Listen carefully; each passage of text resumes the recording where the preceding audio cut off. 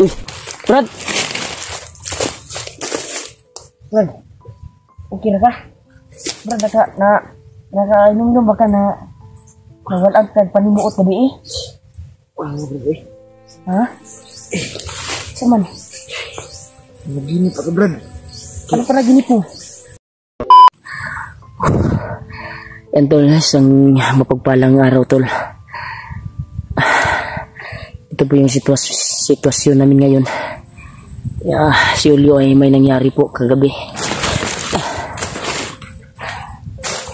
Habang naglalakad kami, tol, ay nimatay po si Julio. Pero alam ko, tol, na sa kanya siguro tong agimat na bagong agimat na galing kay Lolo. Epekto, tol, ba? Na dumadaloy pa siguro yung lakas sa kanyang katawan. Dahil nararamdaman ko din, tol, yung aura ngayon sa kanyang katawan ngayon, tol, ay lalong lumalakas. Parang kakaiba na, tol. Parang hindi na si Julio yung nakilala ko. Parang kung sa kuwan pa, tol, ba? Kung sa kalaban pa ay murag commander na iyang aura, ba? Napakalakas talaga yung bungo, tol. Bungo ng bayawak. Kaya alam po natin na walang mangyari kay Julio. Dahil galing to kalulo eh. Para to sa kabutihan. Para masugpo yung mga kasamaan dito sa bundok. Na tinugat talaga sa kay Julio. Para sa kanya talaga. Hanggang ngayon, tol, ay hindi pa nagising si Julio. Hinintay ko na lang na gigising. Dahil ilang oras na ay hindi pa nakagising si Julio. Pero alam po natin, tol, na sa kuwan niya to galing sa kuwan, kaya siya nakatulog, kaya siya nahimatay. Sa kanya siguro tong pinasuot ni Lolo, ba, na bungo ng bayawak. Yan, o, ramdam ko talaga yung lakas, tol. Iba yung lakas ng bayawak, tol. Napakatindi. Kung kayo nasa kalagayan ko ngayon, tol, ay maramdaman niyo talaga ang aura. Isang may inuga na ganitong bagay. Grabe, nagpapasalamat talaga ako kay Lolo. Nakakaiyak isipin, tol, kahit naghihina na yung kuwan niya, katawan. Pero taos puso pa rin siyang nagbigay kay Julio. Taos puso pa rin siyang nag-alala sa amin. Binasbasan kami at dinagdagan yung lakas namin. Kaya ito si Julio ay nakaintindi ako sa kalagayan niya ngayon. Dahil ito sa kwento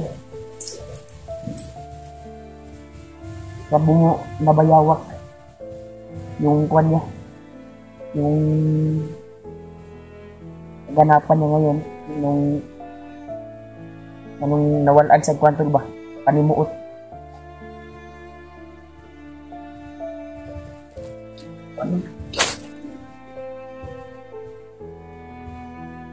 Kung ginawa man sa tol, ikuan lang ako, tol, ba, sagdan lang ako. Hintayin ko na lang na magising si Julio, tol. Okay naman yung kuan niya, pulso. Kumitibo naman. At yung kuan na, yung manghinga naman, natutulog lang to, tol. Lumakad pa yung kanyang espiritu, siguro. Kaya, ilang araw na, ay ilang oras na ako naghintay dito. Pero wala namang kalaban na dumadaan dito naman. parang safety dito na area. Pero huwag tayong kumpiyansa baka may biglang dadaan kasi sa kanila tong bundok eh. Sila ang namamayari nito, yung mga bandido na mga tauhan ni Commander Bagnot. Sana tol, matulungan natin yung nangangailangan ng tulong. Si Burnok, isa na doon. At lalo na yung ama ni Kilaw. Sana ipadpad kami doon sa area kung saan yung nangangailangan ng tulong. Kaya tol, pakishare ng live, pakishare ng video ko tol, video namin ni Julio. Kaya ito po yung sitwasyon namin ngayon,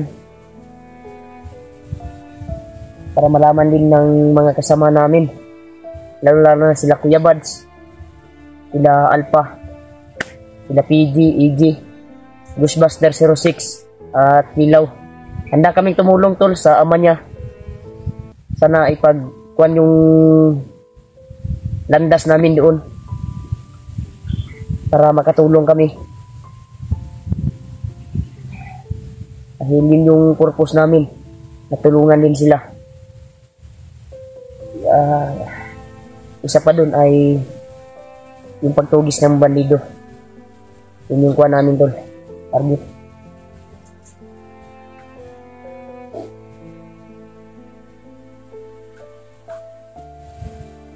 Sabi talaga, mataas talaga yung tulog ni Kuan ngayon.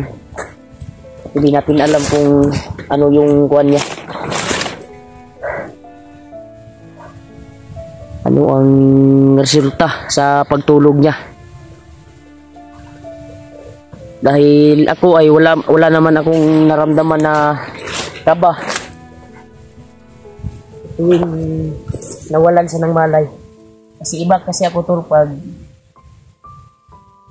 masama yung Kuan ba resulta sa pagbagsak mo na nawalan ka ng malay. Diba ako manalapit manguan ba mo mutanaw og kuan ba pilates ba. Kaya sa kanya ay parang okay naman yung pakiramdam ko, parang okay naman siya. Kaya inayaan ko na lang dahil naramdaman ko talaga na sa kanyang pagbagsak kagabi ay dahilan sa kapangyarihan ng bungo ng bayawak.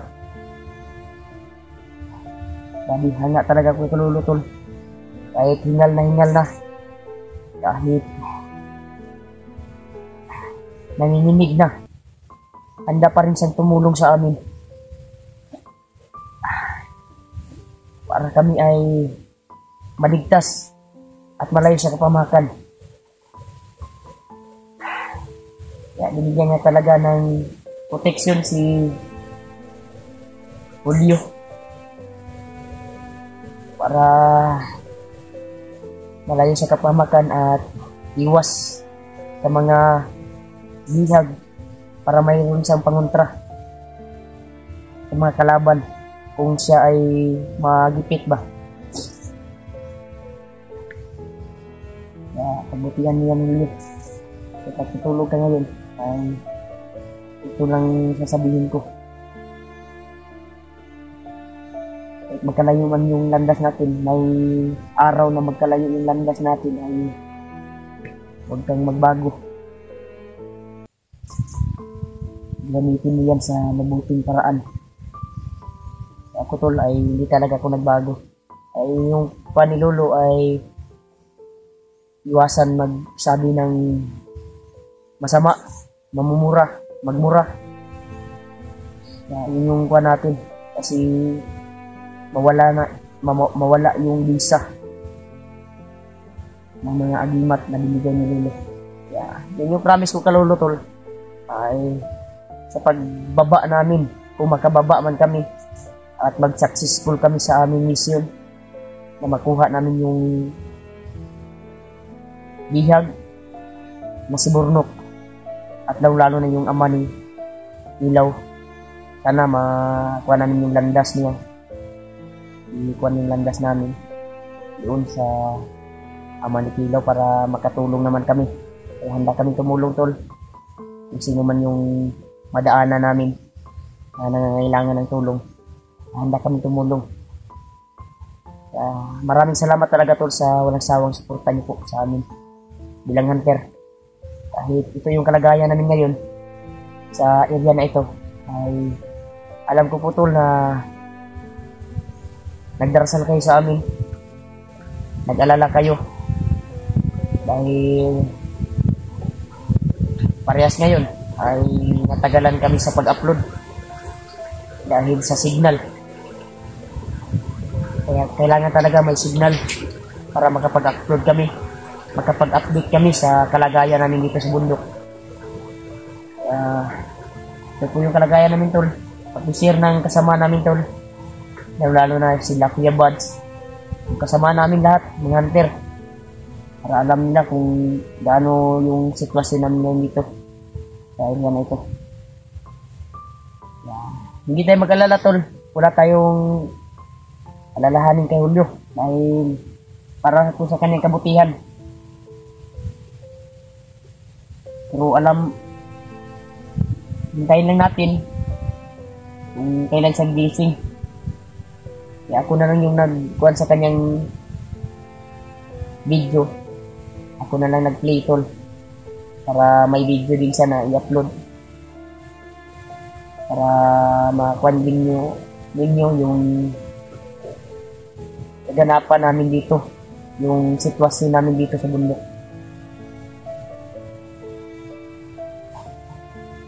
Kaya sana talaga kalulo, ambo. Maraming salamat talaga sa Yulo. Alam po namin na nandito ka sa paligid namin. Maraming salamat talaga sa tulong mo po. Kaya huwag kang mag-alala, no? Ibigyan ka namin ng alay sa pagbaba namin.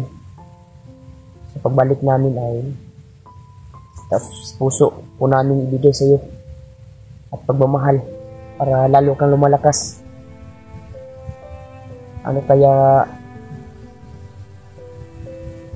yung kwan ba, yung lalakas dahil si Lolo ba? Mas maganda siguro malaki yung alay natin, pero wala tayong kwan, tol, wala tayong budget. Ilang manok kaya yung kwan ni Lolo para lalakas ulit ba? Kasi nag-alala ako, tol, sa sinabi ni Lolo, kasi kahapon nag-alala ako dahil parang namamaalam siya sa amin. Umiyak na ako kagabi, nakakadurog puso na parang namamaalam siya kasi sakit isipin ko na huling basbas na lang niya, tol, kaya nanginginig siya. Pero may bisa pa naman yung anyong bata niya, tol, kasi yung kamay niya ay hindi pa nakulupot. Kuan pa. Kaning may lakas pa rin siya ba? Yung anyong bata niya ba? Pero yung kuan niya, tol, bumalik naman yung puting buhok niya. Parang namamaalam sa amin, tol, kaya kahapon.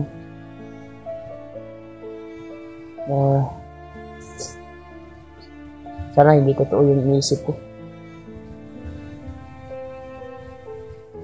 Kasi yung sabi niya kahapon ay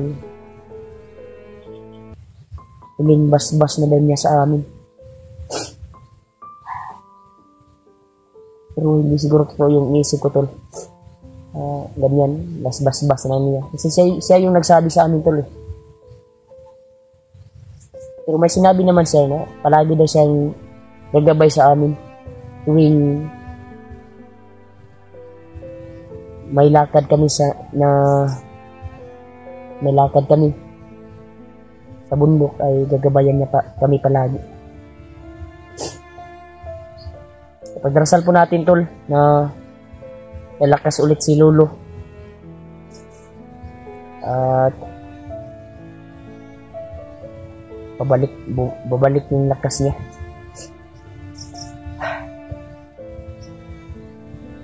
Saludo talaga ako kaludo tol. Siya yung dahilan.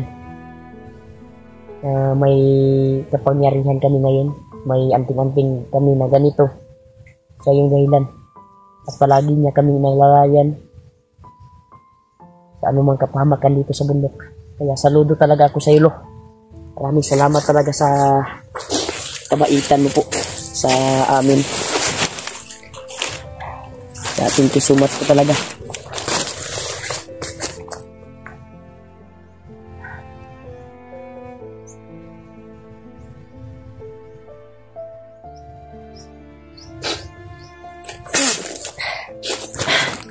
Yan, iyak ako tol. Uy, Brad! Brad, okay na ka? Brad, nakainom ba ka na nawalan ka panimuot ka di eh? Ha? Saman? Naginip ako, Brad. Ano pa naginip mo?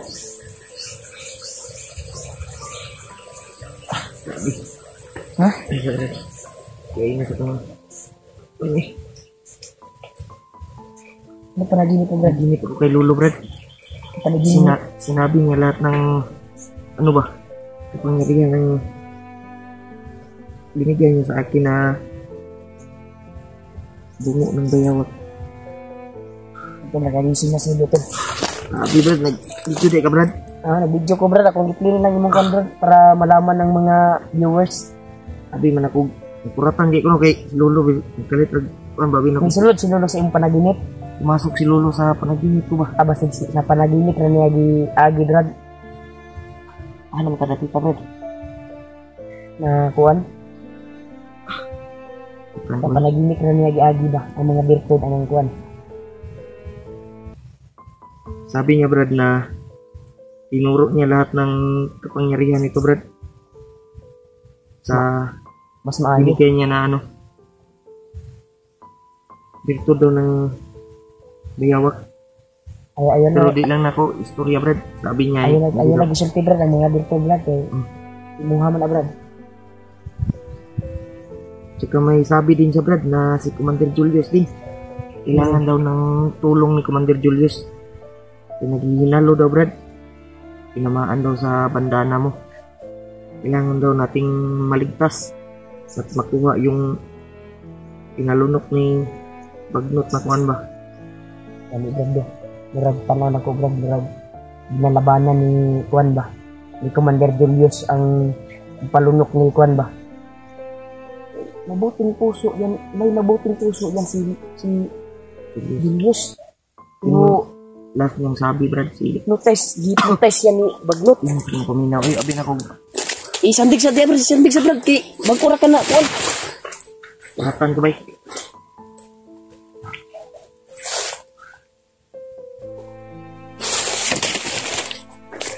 Bisa. Na, disulo din si kuwan sa imo, di ay? Masuk kasi. Brad. Brad. Ya, tol. May dumating, tol. Brad.